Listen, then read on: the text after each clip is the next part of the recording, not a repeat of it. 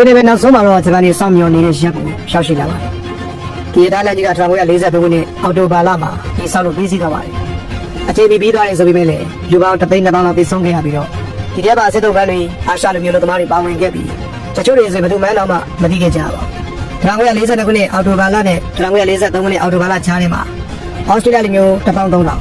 ်မာမိတ်တပ်ဖွဲ့ကကျင်းသားဥယျာဉ်6,000လောက်နဲ့အချမ်းကြီးအာရှတိုက်လူမျိုး2,000,000လောက်ကခိုင်းပမာပြည်မြေသားလန်တီဆောက်မှုမှာအတင်းအကျပ်ခိုင်းစီခံခဲ့ရပါတယ်ဂျပန်လူမျိုးခေါင်းဆောင်တွေကဒီမြေသားလန်ကြီးကိုအောင်မြင်တယ်လို့ယူဆခဲ့ကြပြီးတော့သူတို့ကမဖြစ်နိုင်တဲ့တစ်ခုကိုဖြစ်အောင်လုပ်နိုင်ခဲ့တယ်လို့ရှုံကြည်နေကြပါတယ်ဗြိတိရှဘက်ကသုံးသပ်သူတွေကဒီမြေသားလန်ကိုပြီးဆောင်တိဆောက်ဖို့အတွက်အချိန်အားဖြင့်9နှစ်လောက်ကြာမယ်လို့ခန့်မှန်းခဲ့ကြပါတယ်ဒါပေမဲ့တကယ်တမ်းပြီးစီးသွားချိန်မှာအချိန်တစ်နှစ်ကျော်လောက်ပဲကြာပါတယ်ဒါပေမဲ့တည်ဆုံးရတဲ့လူအသက်တွေကတော့မနှဲမနှောပါပဲအမိန့်တွေကိုပဲလိုက်နာခဲ့ပြီးစတိမှုတွေကိုမမြင်ကြအောင်ဆောင်ခဲ့ကြပါတယ်တည်ဆုံးရတဲ့စစ်တုံးမန်းတွေနဲ့ဒေသခံလူကျသမားတွေကိုသူတို့တည်ဆုံးတဲ့နေရာမှာပဲမြုပ်နှံခဲ့ရပါတယ်စကားကလည်းတစ်ချောင်းကင်းတိုင်းအသက်တစ်ချောင်းကိုပေးဆက်ခဲ့တယ်လို့ဖြစ်တာကြောင့်တော်ကြီးတစ်ခုလုံးမှာလူတွေကြီးပဲလို့တော့မှပြောလို့ရပါတယ်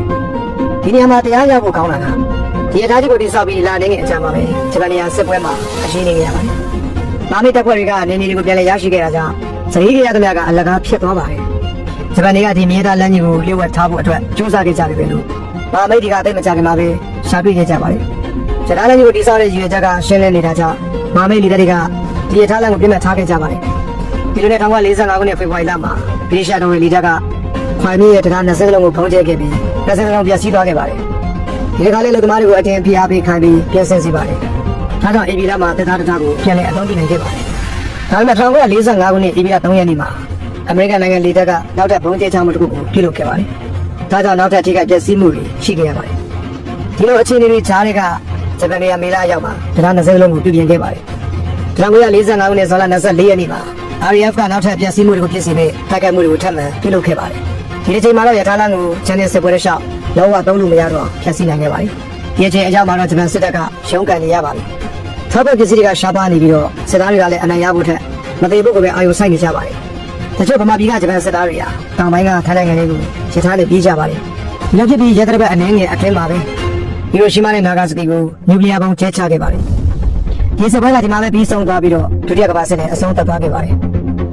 ဒီလိုမျိုးဒုတိယကမ္ဘာစစ်ဘာကြောင့်ဖြစ်ရတယ်လဲဆိုတာကိုနားလည်ဖို့ကျွန်တော်ရဲ့ channel ထဲမှာဝင်ရောက်ကြည့်ရှုနိုင်ပါတယ်ဒီနေ့ဗီဒီယိုရဲ့အောက်မှာလည်း link ကိုတွဲပေးထားပါတယ်စစ်ကြောင်းပြန်ဆက်ရမယ်ဆိုရင်1945ခုနှစ်စက်တင်ဘာလ2ရက်နေ့မှာဂျပန်နိုင်ငံကမဟာမိတ်တပ်ဖွဲ့တွေစီမှာအညံ့ခံခဲ့ပါတယ်စစ်တပ်မန်းတွေကလည်းတရားဝင်လွတ်မြောက်သွားခဲ့ပြီးဒီမကောင်းသူတွေနဲ့တရားရနေသူတွေကိုဆေးရုံကိုပို့ဆောင်ပေးဖို့ကားတွေဆောက်နေတဲ့မြေကမ်းပေါ်အထိရောက်အောင်ထည့်ပို့ပေးဖို့ဂျပန်အဆောက်တွေကိုခိုင်းစေခဲ့ပါတယ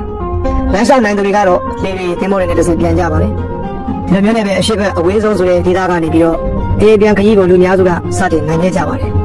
ဘလော့ကခီးစဉ်ပြောင်းစကန်တွေစီကိုအရင်ခေါ်ဆောင်သွားပြီးတော့မှတချို့တွေကစောက်တန်ကိုရောက်ရှိလာကြပါတယ်ဒီနေရာမှာခိတ္တခဏနေထိုင်ကြပြီးတော့မှသူတို့ကရထားနဲ့ပဲအိမ်တွေကိုပြန်ပို့ပြီးပါတယ်အကျဉ်းသားတွေကလွတ်မြောက်သွားပြီဆိုပေမဲ့သူတို့ခံစားခဲ့ရတာတွေကတော့ပျောက်သွားတာမဟုတ်ပါဘူးအများစုကချီတက်ပွဲတွေကျူးစုံမှုတွေမရှိဘဲနဲ့ဒုတိယဆောင်လည်းပြန်သွားကြပါတယ်အိမ်မဆိုးတွေကသူတို့ရဲ့နောက်ကိုဆယ်စုနှစ်နဲ့ချီပြီးတော့မှလိုက်နောက်ရှက်နေတော့မှာပါတချို့တော့စစ်ပွဲတံကိုခံခဲ့ရတဲ့ဂျပန်စစ်သားတွေကိုလည်းအိမ်ပြန်ပို့ပေးခဲ့ကြပါတယ်စစ်သားတယောက်ဆိုရင်မညံဆိုရင်ညာတိုင်းပဲစိတ်ပမှန်နေခဲ့ရပါတယ်သူတို့ကတော့သူတို့နိုင်ငံအတွက်ဆိုပြီးတော့မှစစ်တပ်တွေကိုဂုဏ်ယူစားနဲ့ဝင်ခဲ့ပြီးမြဲနောက်ပိုင်းမှာရထားလိုင်းကိုခင်းပေးခဲ့တဲ့မဟာမိတ်အချင်းသားတွေအတွက်စိတ်မကောင်းခြင်းကြီးစွာဖြစ်ခဲ့ရပါတယ်စစ်ပွဲပြီးတော့နောက်မှာဂျပန်စစ်သားတွေကိုဘန်ကောက်ကိုပြန်ပို့ပေးခဲ့ပါတယ်သူတို့ကကတ်တွေထုတ်ပေးခဲ့ပြီးတော့အထူးအောင်ကတ်ကိုရရှိခဲ့သူတွေကအိမ်ကိုပြန်လို့ရပါတယ်အနိုင်အောင်ကတ်ရသူတွေကတော့အဖမ်းခံရပါတယ်တချို့တော့ဂျပန်အရာရှိတွေကိုချန်ကီအချင်းထောင်ကိုပဲပြန်ပို့ပေးပါတယ်ကျန်တဲ့လူတွေကိုတော့မဟာမိတ်တပ်ဖွဲ့တွေရဲ့ထိန်းချုပ်မှုအောက်မှာထိန်းသိမ်းထားခဲ့ပါတယ်